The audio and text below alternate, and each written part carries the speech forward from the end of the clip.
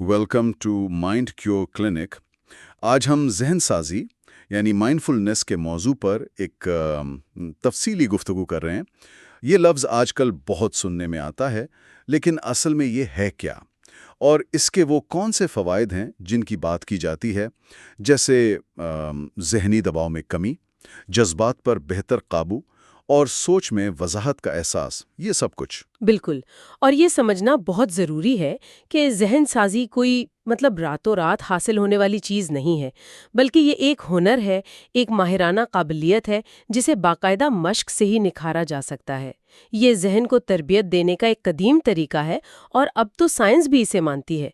इसके फ़वाइद फौरी भी महसूस हो सकते हैं, लेकिन असल गहराई वो मुसलसल मश्क से ही आती है। तो आज की इस नशिस्त में हम ख़ास तौर पर बालिगों के लिए ज़हन साजी की मुख्तलिफ मशक़ों और टेक्निक्स का जायज़ा लेंगे। हमारा इन्हिसार उन तरीक़ों पर होगा जो तहकीक से साबित शुदा हैं, जिन्हें आजमाया जा चुका है। कोशिश होगी कि ये समझें कि इन मशक़ों को अपनी रोज़मर्रा की ज़िंदगी में आसानी से कैसे शामिल किया जा सकता है। और हमारा मकसद सिर्फ मशकों की एक लिस्ट देना नहीं है, बल्कि उनकी अमली तफहीम फराहम करना है। हम हर मश्क के पीछे जो बुनियादी ख्याल है ना, उसे उजागर करने की कोशिश करेंगे, ताकि सुनने वालों को ये समझ आए कि ये काम कैसे करती है और इसे अपनी ज़रूरत के मुताबिक कैसे इस्तेमाल किया जा सकता है। ठीक, बहुत खूब। तो फिर शुरू करते हैं उन सरगर्मियों से जो ग्रुप में की जाती हैं। अक्सर लोग सोचते हैं कि माइंडफुलनेस शायद एक तन्हाई का अमल है, लेकिन तहकीक बताती है कि ग्रुप में इसकी मश्क खास तौर पर थेरेप्यूटिक सेटिंग में बहुत मुअस्सर साबित हो सकती है। बाज़ औक़ात उतनी ही जितनी इनफिरादी थेरेपी। इसकी क्या वजह है? जी, इसकी कई वजूहात हैं। एक अहम वजह वो शेयर्ड एक्सपीरियंस या मुश्तरका तजुर्बा है। जब लोग देखते हैं कि दूसरे भी उन्हीं जैसी मुश्किलात का सामना कर रहे हैं, उन्हीं जैसी ज़हनी उलझनों से गुजर रहे हैं, तो उन्हें एक किस्म की तसल्ली मिलती है, एक हौसला मिलता है। अच्छा। दूसरा, ग्रुप एक सामाजी सहारा फराहम करता है, एक दूसरे के तजुर्बात से सीखने का मौका मिलता है, और ये एहसास कि आप अकेले नहीं हैं, ये खुद एक शिफायाबी का अमल है। इसकी एक मिसाल शायद वो फ्लेमिंग और कोकाउस्की का ट्रीटमेंट प्लान है, जो समाजी इस्तराब यानी सोशल एंग्जाइटी को कम करने के लिए डिज़ाइन किया गया था। उसमें भी ग्रुप सेटिंग में कई माइंडफुलनेस मशकें शामिल थीं, जैसे कि वो मशहूर किशमिश की मश्क, बॉडी स्कैन और माइंडफुल सीइंग। आइए इनमें से कुछ पर थोड़ी तफसीली नज़र डालते हैं। सबसे पहले ये किशमिश वाली मश्क, ये इतनी बुनियादी क्यों समझी जाती है? किशमिश की मश्क देखने में बहुत सादा लगती है, हाँ, लेकिन ये माइंडफुलनेस के जौहर को, उसके एसेंस को समझाने का एक बेहतरीन जरिया है। इसका मकसद है अपनी पांचों हिस्सियात, देखना, छूना, सूंघना, चखना, हत्ता कि सुनना भी जब आप उसे चबाते हैं, उन सबको एक मामूली सी चीज पर पूरी तरह मरकूज करना। कैसे? मतलब क्या करना होता है? फौरन चबाएं नहीं, अच्छा। पहले उसे जुबान पर महसूस करें, फिर बहुत आहिस्ता से चबाकर उसके जायके की तब्दीलियों पर गौर करें। और अगर जहन इधर उधर भटके, जो कि बिल्कुल फितरी है, ऐसा होगा ही, तो बस नरमी से अपनी तवज्जो वापस किशमिश पर ले आएं। ये मश्क हमें सिखाती है कि कैसे हम अपने रोजमर्रा के तजुर्बात को ऑटो पायलट पर गुजारने के बजाय पूरी शऊरी कोशिश के साथ महसूस कर सकते हैं। ये वाकई तजुर्बे को एक नई गहराई देता है। अच्छा, अगली मश्क जो अक्सर सुनने में आती है वो है बॉडी स्कैन। इसमें क्या होता है और इसका मकसद क्या है? बॉडी स्कैन आम तौर पर लेट कर की जाती है, ताकि जिस्म बिल्कुल रिलैक्स हो सके। आंखें बंद करके पहले तवज्जो अपनी सांस पर लाई जाती है, सिर्फ महसूस करने के लिए कि सांस आ रही है और जा रही है, कोई कंट्रोल नहीं करना। ठीक। फिर आहिस्ता आहिस्ता तवज्जो को जिस्म के मुख्तलिफ हिस्सों पर ले जाया जाता है। अमूमन पैरों की उंगलियों से शुरू करते हैं और ऊपर सर तक जाते हैं। हर हिस्से पर रुककर वहां होने वाले एहसासात को बगैर किसी पसंद या नापसंद के, बगैर जज किए महसूस करना होता है। कैसे एहसासात? मतलब कुछ खास महसूस करना है? नहीं, कुछ खास नहीं। हो सकता है गर्मी हो, सर्दी, दबाव, झंझनाहट, या ये भी हो सकता है कि बिल्कुल कुछ भी ना महसूस हो रहा हो। मकसद ये नहीं कि कुछ खास महसूस किया जाए, बल्कि ये है कि जो भी एहसास उस लम्हे में मौजूद है, उससे आगाह हुआ जाए। अच्छा। یہ مشق جسے جان کیبٹزن نے اپنے MBSR پروگرام کا مرکزی حصہ بنایا، مائنڈفلنس بیسڈ اسٹریس ریڈکشن؟ جی وہی، جو سٹریس کم کرنے کے لیے مائنڈفلنس پر مبنی ایک سٹرکچرڈ پروگرام ہے۔ یہ ہمارے اندر جسمانی شعور کو بڑھاتی ہے، ذہن اور جسم کے تعلق کو مضبوط کرتی ہے۔ یعنی اپنے جسم کے سگنلز کو بہتر طریقے سے سننا سیکھنا۔ سمجھ گیا۔ اور مائنڈفل سینگ یا ذہن سازی کے ساتھ دیکھنا، یہ کیسے الگ ہے؟ ہم تو ہر وقت دیکھتے ہی رہتے ہیں۔ دیکھنا اور مائنڈفل سینگ میں بنیادی فرق نیت کا ہے، توجہ کا ہے۔ مائنڈفل سینگ میں ہم کوشش کرتے ہیں کہ چیزوں کو ان کے نام، ان کے لیبلز، ان کے ایسوسیٹڈ خیالات کے بغیر دیکھیں۔ مثال کے طور پر مثلاً آپ کھڑکی سے باہر دیکھتے ہیں تو درخت نظر آتا ہے۔ عام طور پر ذہن فوراً درخت کا لیبل لگاتا ہے اور بس آگے بڑھ جاتا ہے نا؟ ہاں بالکل۔ مائنڈفل سینگ میں آپ کوشش کرتے ہیں کہ صرف رنگوں، شکلوں، روشنی اور سائے کے کھیل اور حرکت پر توجہ دیں، جیسے پتوں کے سبز رنگ کے مختلف شیڈز، ان کی رگیں، ہوا سے ان کا ہلنا، گویا آپ یہ سب پہلی بار دیکھ رہے ہوں۔ دلچسپ۔ اس کا مقصد اپنی ادراک یعنی پرسیپشن کو تازہ کرنا ہے اور ذہن میں جو مستقل کامنٹری چلتی رہتی ہے نا، اسے کم کرنا ہے۔ تنقید یا تجزیہ کیے بغیر صرف مشاہدہ کرنا۔ یہ تو دیکھنے کے عمل کو بالکل بدل دیتا ہے۔ واہ! اور گروپ ایکٹیویٹیز میں مائنڈفل لسننگ یا توجہ سے سننا بھی شامل تھا۔ یہ کیسے کیا جاتا ہے؟ یہ مشق خاص طور پر باہمی تعلقات اور ہمدردی یعنی ایمپیتھی کے لیے بہت مفید ہے۔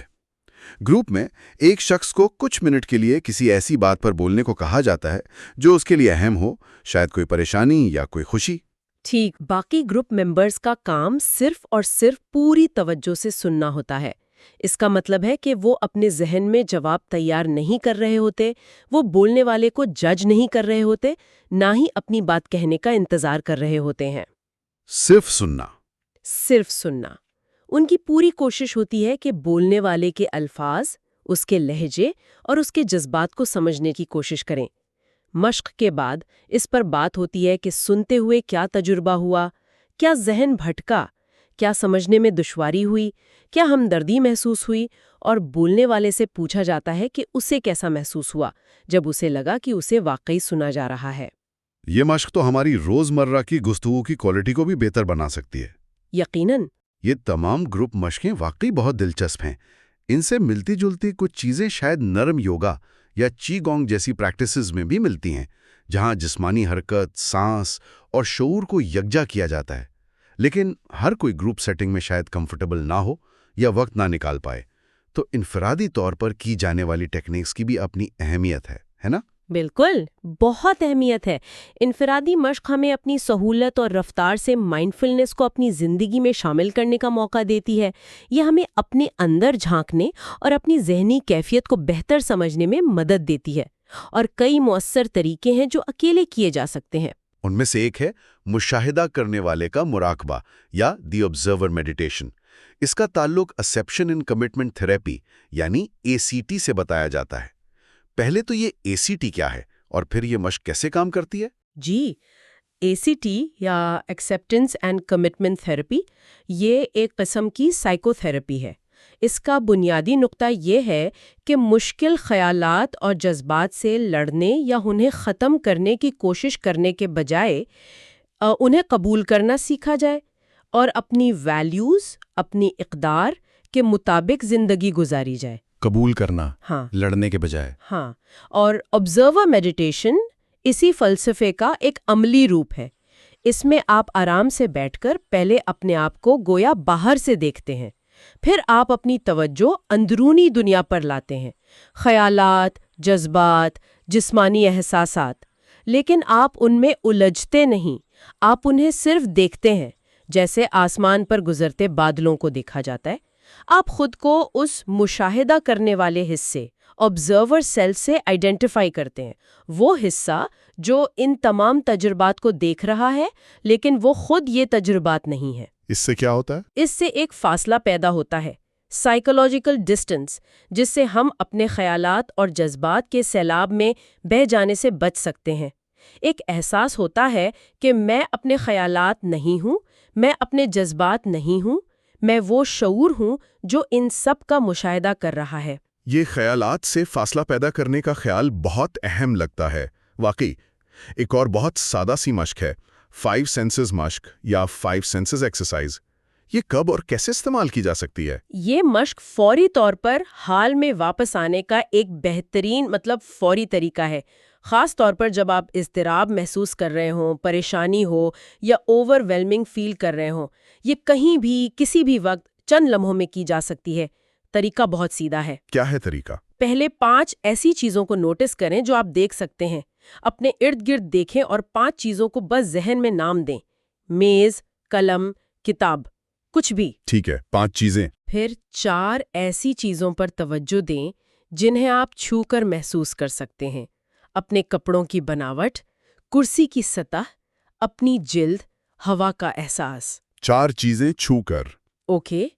اس کے بعد 3 ایسی آوازوں کو سنیں جو آپ تک پہنچ رہی ہیں۔ باہر ٹریفک کا شور، کمپیوٹر کے فین کی آواز، پرندوں کی چہچہاہٹ، جو بھی ہو۔ 3 آوازیں۔ پھر 2 ایسی بو یعنی سمیلز پر غور کریں جو آپ سونگھ سکتے ہیں۔ اگر کوئی خاص بو نہ ہو تو گہری سانس لے کر ہوا کو محسوس کریں۔ 2 بو۔ اور آخر میں ایک ایسی چیز پر توجہ دیں جس کا ذائقہ آپ محسوس کر سکتے ہیں۔ شاید آپ کے منہ میں پہلے سے کوئی ذائقہ ہو یا آپ ایک گھونٹ پانی پی کر اس کے ذائقے پر غور کر سکتے ہیں۔ ایک ذائقہ 5 4 3 2 1۔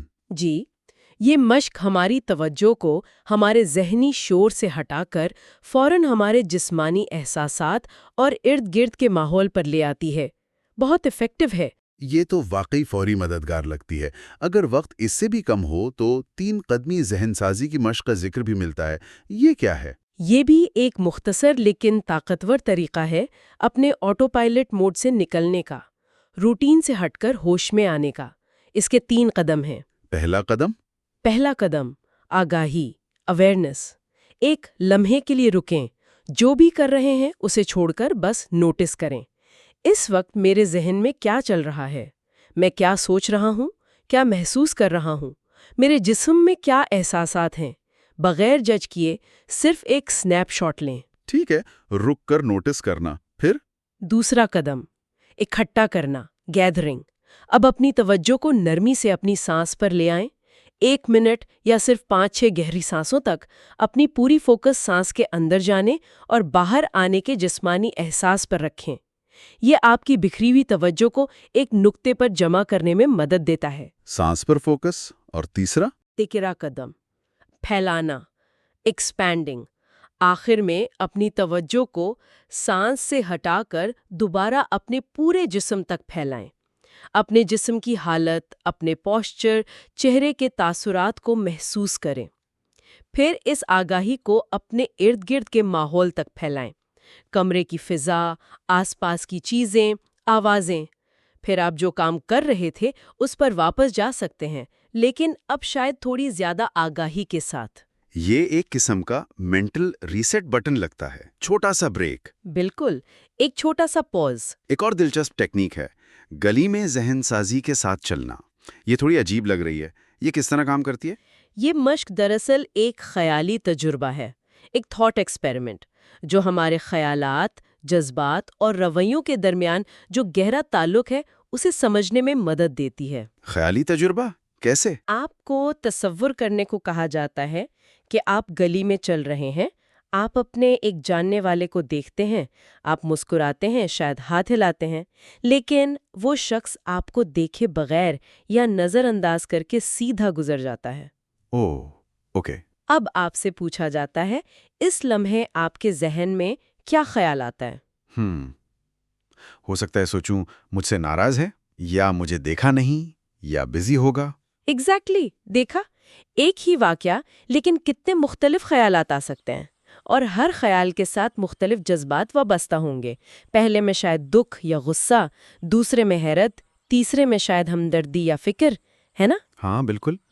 یہ مشق واضح کرتی ہے کہ ایک ہی واقعے کی ہماری تفسیر، ہماری انٹرپریٹیشن، ہمارے جذباتی رد عمل کو کیسے شیپ کرتی ہے۔ مائنڈفلنس ہمیں اپنے ان خودکار خیالوں سے آگاہ ہونے میں مدد دیتی ہے تاکہ ہم ان پر فوراً یقین کرنے کے بجائے انہیں چیلنج کر سکیں یا ان کا جائزہ لے سکیں۔ یہ تو CBT یعنی کوگنیٹو بیہیورل تھراپی کے اصولوں سے ملتا جلتا لگتا ہے۔ کیا ہمارے خیالات ہمارے جذبات کو متاثر کرتے ہیں؟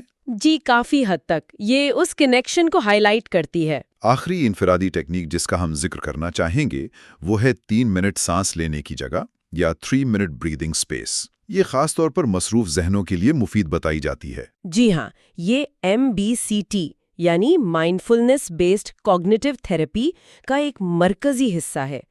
MBCT ڈپریشن کے ریلیپس کو روکنے کے لیے مائنڈفلنس استعمال کرتی ہے، لیکن یہ ٹیکنیک کسی بھی وقت کسی کے لیے بھی مفید ہے، خاص طور پر جب آپ سٹریس محسوس کر رہے ہوں۔ اس کے بھی 3 حصے ہیں، ہر ایک قریباً 1 منٹ کا۔ پہلا منٹ آگاہی، ایکنالجمنٹ۔ خود سے سوال کریں، میں اس وقت کیسا محسوس کر رہا ہوں؟ اپنے خیالات، چاہے وہ خوشگوار ہوں یا ناخوشگوار، اپنے جذبات، خوشی، غم، غصہ، بے چینی اور اپنے جسم میں ہونے والی سنسنیوں، تناؤ، آرام، درد کو نوٹس کریں۔ مقصد صرف انہیں پہچاننا ہے، انہیں ٹھیک یا غلط قرار دینا نہیں، بس جاننا ہے کہ کیا ہو رہا ہے۔ صرف نوٹس کرنا۔ دوسرا منٹ جمع کرنا۔ اپنی پوری توجہ کو اپنی سانس پر مرکوز کریں، سانس کے جسم میں داخل ہونے اور خارج ہونے کے پورے سائیکل کو محسوس کریں۔ سانس کو کنٹرول کرنے کی کوشش نہ کریں، بس اس کے فطری ردم کو فالو کریں۔ یہ لمحہ آپ کو موجودہ پل میں اینکر کرتا ہے، مضبوطی سے۔ سانس پر فوکس۔ اور تیسرا منٹ پھیلانا۔ اب اپنی توجہ کو سانس سے ہٹا کر دوبارہ پورے جسم میں پھیلائیں۔ اپنے جسم کے احساسات، اپنے پوسچر کو دوبارہ محسوس کریں۔ اگر کہیں تناؤ ہے تو سانس لیتے ہوئے تصور کریں کہ سانس اس جگہ جا رہی ہے۔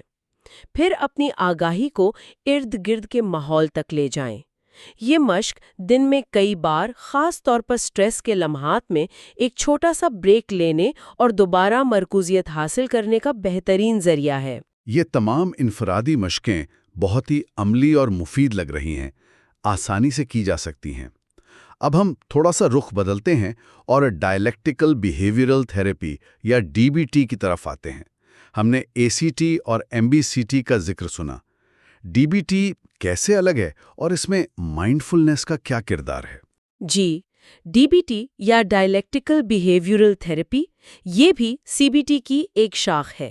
اسے ڈاکٹر مارشا لیننہین نے خاص طور پر ان لوگوں کے لیے ڈیولپ کیا تھا جو بہت شدت والے جذبات محسوس کرتے ہیں اور جنہیں اپنے جذبات کو ریگولیٹ کرنے میں اور باہمی تعلقات میں شدید دشواری ہوتی ہے، جیسے کہ بورڈر لائن پرسنالٹی ڈس آرڈر میں دیکھا جاتا ہے۔ اچھا، تو اس کا فوکس الگ ہے۔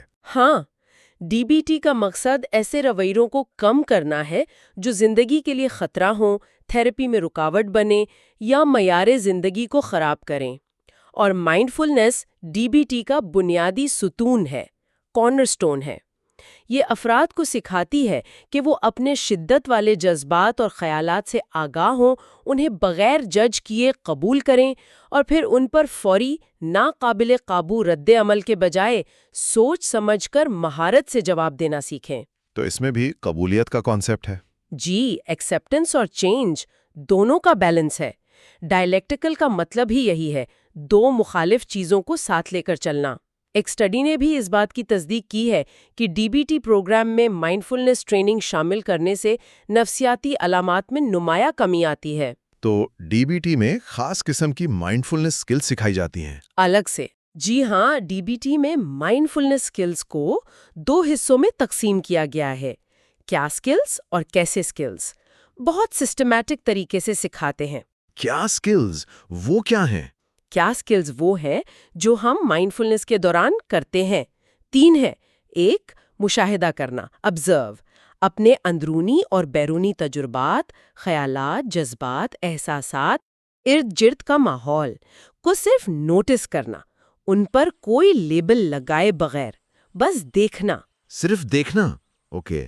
2، بیان کرنا، جو آپ مشاہدہ کر رہے ہیں اسے الفاظ دینا، مثلاً مجھے اپنے سینے میں تناؤ محسوس ہو رہا ہے یا میرے ذہن میں یہ خیال آیا کہ لفظوں میں ایکسپریس کرنا۔ مشاہدہ کرنا پھر بیان کرنا۔ تیسری 3 مکمل طور پر شامل ہونا، پارٹیسپیٹ۔ جو بھی آپ کر رہے ہیں اس میں پوری طرح ڈوب جانا، پوری توجہ کے ساتھ، بغیر خود کو الگ محسوس کیے فلو میں آ جانا۔ آبزرو، ڈسکرائب، پارٹیسپیٹ، یہ کیا سکلز ہو گئیں اور کیسے سکلز؟ کیسے سکلز وہ ہیں جن کے ساتھ ہم کیا سکلز کو انجام دیتے ہیں؟ یہ بھی 3 ہیں۔ 1 غیر جانبدارانہ طور پر، نان ججمنٹلی، اپنے تجربات کو اچھا یا برا، صحیح یا غلط قرار دیے بغیر دیکھنا، صرف ہے کی کیفیت میں رہنا، جج نہیں کرنا۔ یہ مشکل لگتا ہے۔ مشکل ہے لیکن پریکٹس سے آتا ہے۔ دوسری سکل ہے 2 ایک وقت میں ایک چیز پر توجہ، 1 مائنڈفلی، ملٹی ٹاسکنگ سے پرہیز کرنا، اپنی پوری توجہ موجودہ لمحے کی ایک ہی سرگرمی یا تجربے پر رکھنا، فوکس۔ 1 مائنڈفلی، ٹھیک ہے۔ اور تیسری ہے 3 مؤثر طریقے سے، ایفیکٹولی، اپنے مقاصد کو سامنے رکھتے ہوئے کام کرنا، جذباتی ہو کر یا صحیح یا غلط کے چکر میں پڑنے کے بجائے وہ کرنا جو سچویشن میں کام کرے، پریکٹیکل ہونا۔ نان ججمنٹلی، 1 مائنڈفلی، ایفیکٹولی، یہ سکلز تو واقعی زندگی کے ہر شعبے میں مددگار ہو سکتی ہیں، صرف تھیراپی میں نہیں۔ بالکل، یہی DBT کی خوبی ہے۔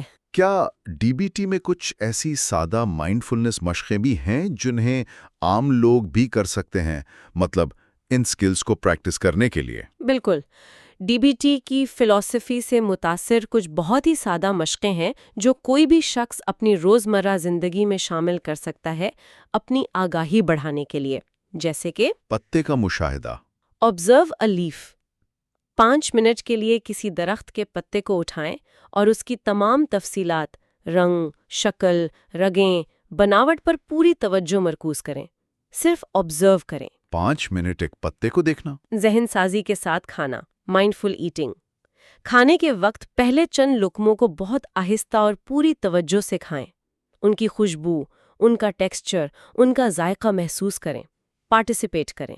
مائنڈفل ایٹنگ، ٹھیک۔ خیالات کا مشاہدہ، آبزرو یور تھاٹس، چند منٹ آرام سے بیٹھ کر اپنے ذہن میں آنے جانے والے خیالات کو دیکھیں جیسے وہ اسکرین پر چلنے والی فلم ہو، ان میں الجھے نہیں، بس انہیں آنے اور جانے دیں، نان ججمنٹلی آبزرو کریں۔ ذہن سازی کی گھنٹی، مائنڈفلنس بیل، اگر ممکن ہو تو کسی گھنٹی کی آواز یا کوئی اور دھیمی مسلسل آواز پر توجہ مرکوز کریں جب تک وہ مکمل طور پر فضا میں تحلیل نہ ہو جائے۔ 1 مائنڈفلی لسن کریں۔ گھنٹی کی آواز پر فوکس۔ مرکز پر نظریں جمانا، کسی چیز کے مرکز پر جیسے موم بتی کی لو یا کوئی تصویر چند منٹ تک اپنی نظریں جمائیں۔ خیالات آئیں گے، انہیں آنے جانے دیں، لیکن اپنی توجہ کو نرمی سے واپس اس مرکز پر لے آئیں۔ یہ بھی 1 مائنڈفلنس کی پریکٹس ہے۔ یہ تو بہت ہی قابل عمل مشقیں ہیں، روز کی جا سکتی ہیں۔ آخر میں آئیے دیکھتے ہیں کہ یہ تمام مائنڈفلنس کے اصول کچھ عام ذہنی مسائل جیسے ڈپریشن، غصہ، اضطراب اور نشے کی عادت میں کیسے مددگار ہو سکتے ہیں۔ ڈپریشن کے لیے مائنڈفلنس کیسے کام کرتی ہے؟ خاص کر MBCT کا آپ نے ذکر کیا۔ ڈپریشن میں اکثر لوگ گزرے ہوئے وقت کی پچھتاووں میں، رومینیشن میں یا مستقبل کے خوفناک خیالوں میں پھنسے رہتے ہیں۔ مائنڈفلنس ہمیں موجودہ لمحے میں رہنا سکھاتی ہے۔ خاص طور پر MBCT اس بات پر کام کرتی ہے کہ لوگ اپنے منفی خیالات اور جذبات کے پیٹرن کو پہچان سکیں اور ان میں پھنسنے کے بجائے انہیں صرف خیالات کے طور پہ دیکھ سکیں۔ یہ صرف ایک خیال ہے، یہ حقیقت نہیں۔ یہ آبزرور سیلف والی بات۔ اچھا، وہی فاصلہ پیدا کرنا۔ جی، یہ دوبارہ ڈپریشن ہونے کے خطرے کو کم کرنے میں بہت مؤثر پائی گئی ہے۔ اس کے علاوہ مائنڈفلنس خود ہمدردی، سیلف کمپیشن کو فروغ دیتی ہے اور لوگوں کو اپنی ضرورت کو سمجھنے اور اپنی حدود مقرر کرنے میں مدد دیتی ہے، نہ کہنا سیکھنے میں۔ یہ سب ڈپریشن سے نکلنے میں اہم ہے۔ اور غصہ، یہ ایک ایسا جذبہ ہے جسے قابو کرنا بہت مشکل ہو سکتا ہے، بہت ڈسٹرکٹیو ہو سکتا ہے۔ ہاں بالکل، غصے کے ساتھ مائنڈفلنس کا کام یہ ہے کہ یہ غصے کے ٹریگر یعنی محرک اور ہمارے فوری اکثر تباہ کن رد عمل کے درمیان ایک وقفہ، ایک پوز پیدا کرتی ہے۔ وہ 3 سٹیپ والی مشق کی طرح رکنا۔ ہاں، اسی طرح کا ایک ذہنی وقفہ۔ اس وقفے میں ہمیں سوچنے سمجھنے کا موقع ملتا ہے، فوری ری ایکشن کے بجائے رسپانس کا۔ ایک ٹیکنیک یہ ہے کہ جب آپ نسبتاً پرسکون ہوں تو غصے کے کسی حالیہ لیکن کم شدت والے واقعے کو یاد کریں۔ کم شدت والے۔ ہاں، شروع میں ہلکا پھلکا، پھر اپنی توجہ اپنے جسم پر لائیں اور نوٹس کریں کہ غصہ جسم میں کہاں اور کیسے محسوس ہوتا ہے۔ پیٹ میں جکڑن، سینے میں گرمی، مٹھیاں بھینچنا۔ جسمانی احساس پر غور کرنا۔ جی، پھر اس احساس کو برا سمجھنے کے بجائے اس کے لیے تھوڑی ہمدردی پیدا کرنے کی کوشش کریں۔ یہ تسلیم کریں کہ غصہ بھی ایک انسانی جذبہ ہے، شاید یہ کسی ضرورت کے پورا نہ ہونے یا کسی خطرے کے احساس سے پیدا ہوا ہے۔ غصے کے لیے ہمدردی یہ نیا ہے۔ ہاں، اس جذبے کو سمجھنے کی کوشش کرنا۔ آخر میں اپنی توجہ واپس سانس پر لے آئیں۔